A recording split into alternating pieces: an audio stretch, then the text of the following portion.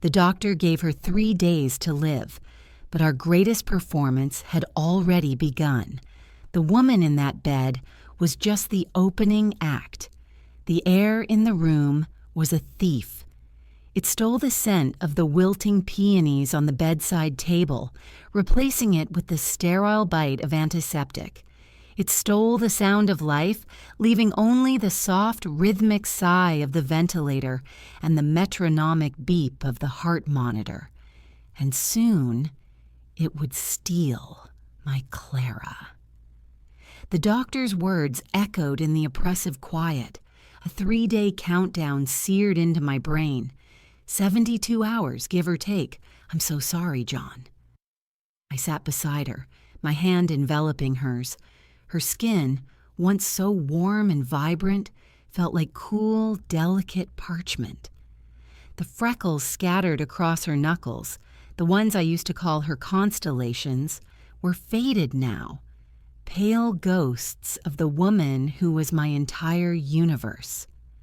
For 25 years, she was the sun I orbited. Her laughter was the gravity that kept me grounded, her intelligence the light that guided me.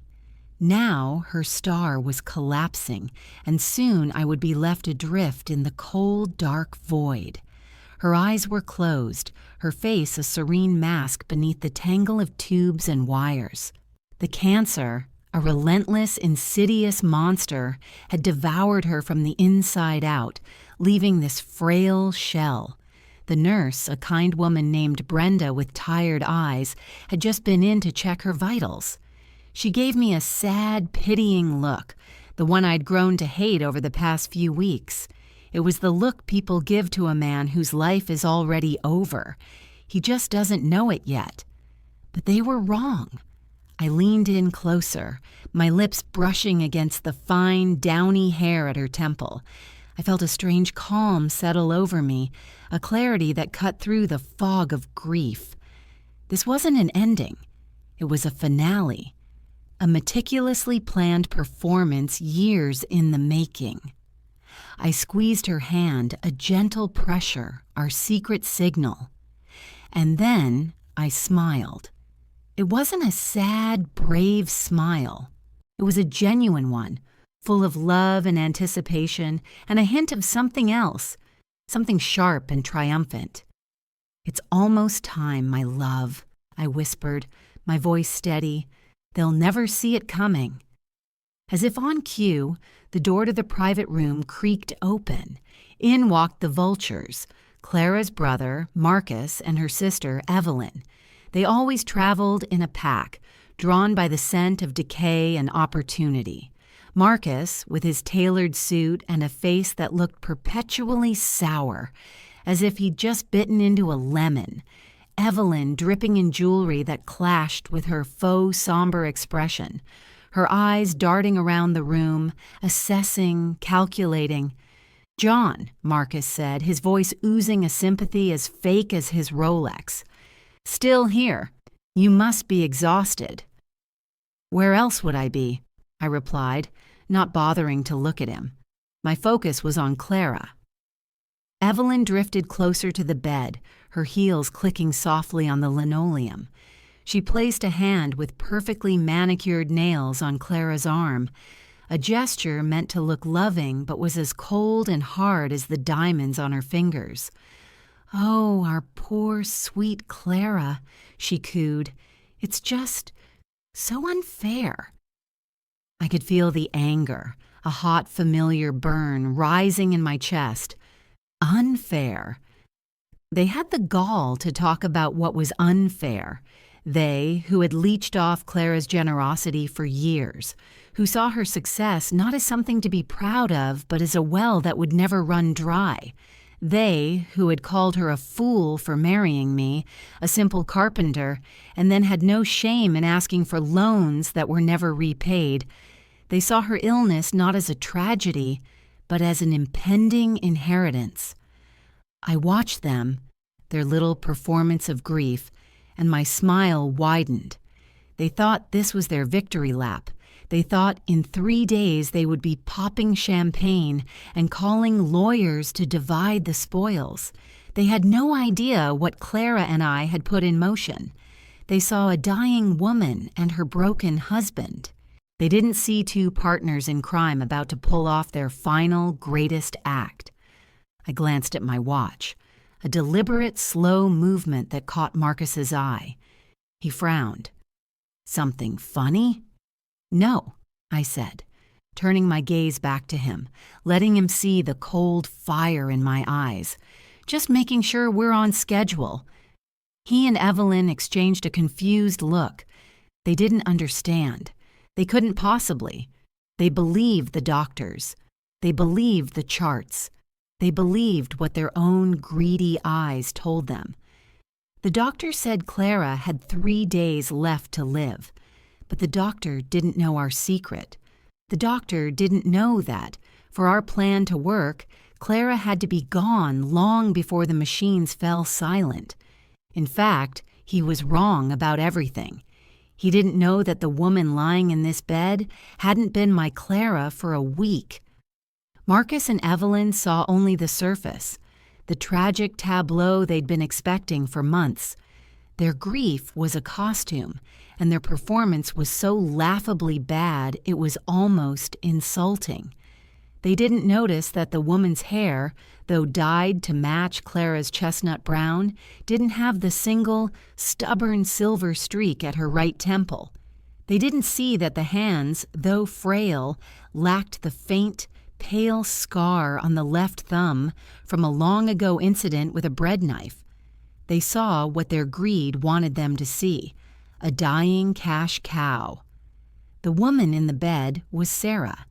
We found her through a discreet service Clara had sourced online, a network for people seeking to control their final chapter. Sarah was a retired librarian from Oregon, also riddled with a terminal illness, with no family and a fierce desire to not die alone in a sterile, state-run facility. Clara's offer was simple. We would give her the best care money could buy in her final weeks in a luxurious private clinic where the staff valued privacy over protocol, and in exchange, she would play the role of a lifetime. The substantial payment she requested was transferred to an animal sanctuary, her only passion. The swap itself had been terrifyingly simple. A nighttime ambulance transfer, a forged signature from a bribed physician, and a change of ID bracelets.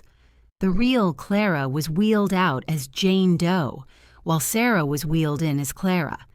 I remember the night we planned it, months ago, in her study overlooking the garden. The cancer had already taken her strength, but her mind was a fortress. "They've been waiting to dance on my grave since my first diagnosis, John," she'd said, her voice thin but laced with steel. "They see my life's work, our life's work, as their lottery ticket. They want a death? Fine, let's give them a death. A spectacular, meticulously choreographed, and ruinously expensive one." It was the last great project of her life, and she pursued it with the same brilliance she'd applied to building her software empire. She was the architect. I was merely the foreman, tasked with seeing her beautiful, vengeful blueprint to completion. Now, Evelyn was dabbing at her dry eyes with a silk handkerchief. "I was just thinking," she sighed, "about the eulogy. I think I should be the one to deliver it. I knew her soul, you know." I almost choked. Evelyn wouldn't recognize Clara's soul if it served her cocktails on a silver platter. "I'm sure you do a wonderful job," I murmured, my eyes fixed on the heart monitor. Beep, beep, beep.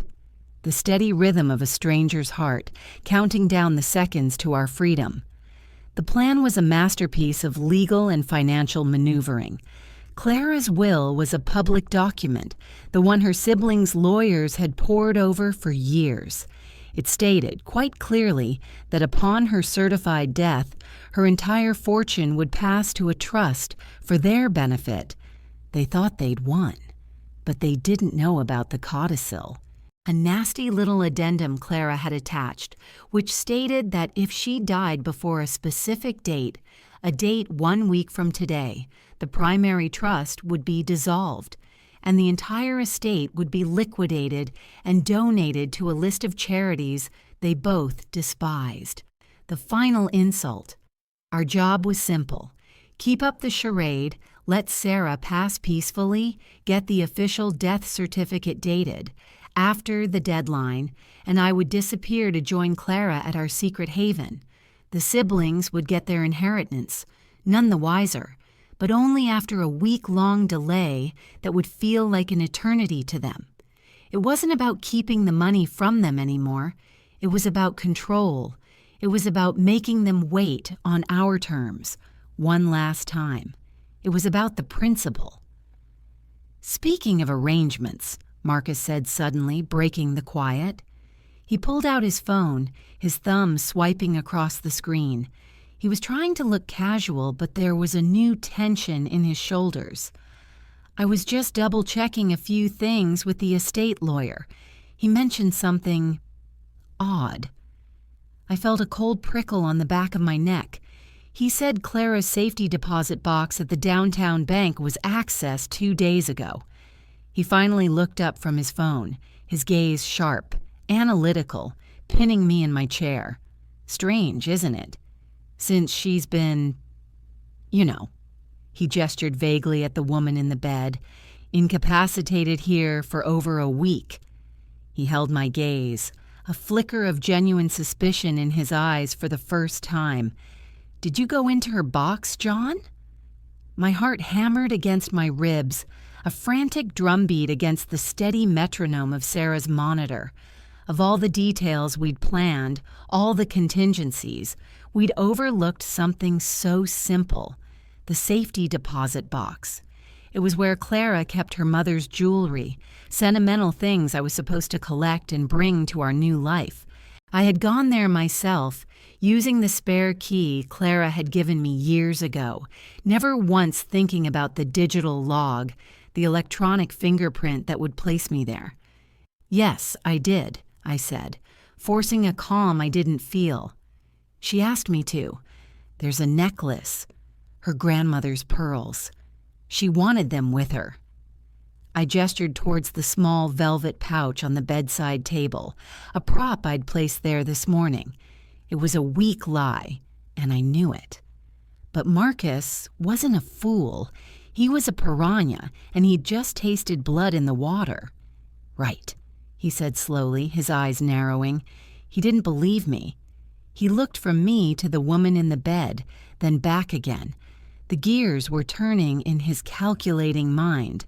The date of the access, Clara's catatonic state. The puzzle pieces were refusing to fit the picture he'd been sold. Evelyn, sensing the shift in atmosphere, chimed in. But how could she have asked you, John? The doctors said she hasn't been lucid for weeks. The air crackled with tension. This was it. The moment our perfect, intricate plan could shatter into a million pieces. They were on the edge of the truth, peering into the abyss of our deception. My mind raced, searching for an escape route, a plausible explanation. But there was none. We were caught. And then, a sound. A faint, raspy whisper from the bed. John. We all froze. Marcus and Evelyn snapped their heads towards the bed, their jaws slack with disbelief. My own breath caught in my throat. Sarah's eyes, clouded and dim, had fluttered open. She was looking at me. For weeks she had been unresponsive, just a presence in the bed. But now she was awake. The doctor had said this might happen, a final brief surge of energy before the end. The rally, he'd called it. The pearls, she whispered, her voice a fragile thread of sound. Her hand, impossibly, weakly lifted from the blanket and gestured toward the velvet pouch. Thank you for getting them. The relief that washed over me was so intense, it almost buckled my knees. I looked at Sarah, this dying stranger, and felt a wave of gratitude so profound it was almost painful. In her final moments, with a strength she shouldn't have possessed, she had saved us. She had seen the panic in my eyes and understood. She wasn't just playing a role, she was an accomplice, a co-conspirator to the very end. Marcus stared, utterly dumbfounded. Evelyn's hand flew to her mouth. They had just heard their dying sister speak, confirming my story. Their suspicion evaporated, replaced by a stunned, awkward silence. They had no idea they had just witnessed the greatest performance of Sarah's life, and her last. She closed her eyes again, her breathing growing shallower, and I knew her part in our story was over. 2 days later, the heart monitor flatlined. The official time of death for Clara Thompson was recorded. The vultures circled, their lawyers swooped in, but they were forced to wait. The codicil held. For 7 agonizing days they were locked out, their inheritance dangling just out of reach, while the world believed they were in mourning. I stood on the balcony of a small, whitewashed villa overlooking the azure sea of a forgotten Greek island. The sun was warm on my face, and the air smelled of salt and wild thyme. Behind me, the screen door slid open. "Thinking about them?" she asked. I turned. Clara stood there, leaning against the doorframe. She was thinner, her hair cropped short, but her eyes, her brilliant, fiery eyes, were the same. She was alive. She was free. The experimental treatment we'd flown her to Germany for during the swap had worked wonders. It wasn't a cure, but it was a reprieve. It had bought us years, maybe more. Years to live quietly, under new names, with a fraction of the fortune we'd siphoned off long before her death. I walked to her and took her hand, the pale scar on her thumb a familiar, beloved landmark.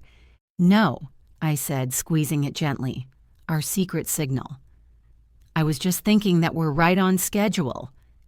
She smiled, that radiant, magnificent smile that had been the sun of my life for 25 years. "Good," she said, her gaze turning to the endless blue horizon. "Because this is just the beginning." The news alert on my phone buzzed. It was a headline from a financial paper. Thompson Estate finally unlocked after baffling 1-week delay. They had their money. They had their hollow victory, and we had everything that mattered. We had each other, and we had time.